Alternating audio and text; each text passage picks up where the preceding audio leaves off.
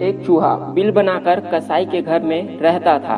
एक दिन कसाई और उसकी पत्नी बाजार से कुछ खरीद कर लाए। चूहा सोचा कि इसमें कुछ खाने का होगा, लेकिन थैले में चूहेदानी था। ये सब देखकर चूहा डर गया।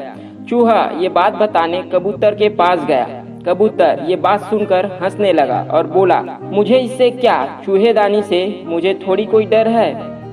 इसके बाद चूहा मुर्गी के पास गया और चूहेदानी वाली बात बताने लगा। मुर्गी भी ये सब बात सुनकर हंसने लगी और बोली, चूहेदानी से तुम्हें डरना चाहिए, मुझे थोड़ी। अब चूहा और घबरा गया। फिर इसके बाद वो बकरी के पास गया।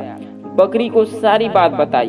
बकरी भी चूहेदानी वाली बात को सुनकर जोर जोर से हंसने लगी और बोलने लगी, चूहेदानी से मुझे कोई खतरा नहीं है, तुम्हें चूहेदानी से सावधान रहने की जरूरत है। कुछ समय बीता ही था कि चूहेदानी में सांप फंस गया। सांप की पूंछ को देखकर कसाई की पत्नी सोची कि चूहा फंस गया है। जैसे ही उसने सांप की पूंछ को पकड़ा, सांप ने उसे डस लिया। कसाई की पत्नी घबरा गई और तबीयत खराब हो गया। अब हकीम ने उसे कबूतर का सूप पीने की सलाह दी। अब कबूतर पतीले में उबल रहा था।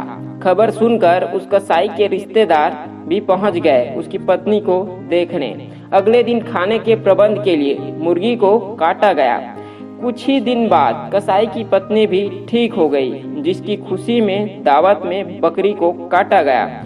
चूहा उन सब से कोसों दूर जा चुका था। अगर कबूतर, मुर्गी और बकरी ने चूहे की समस्या पर ध्यान दिया होता तो उनकी जान बच गई होती। इसलिए दोस्तों, कभी भी दूसरों की समस्या पर हंसना नहीं चाहिए। समस्या आने पर दूसरों की मदद करनी चाहिए।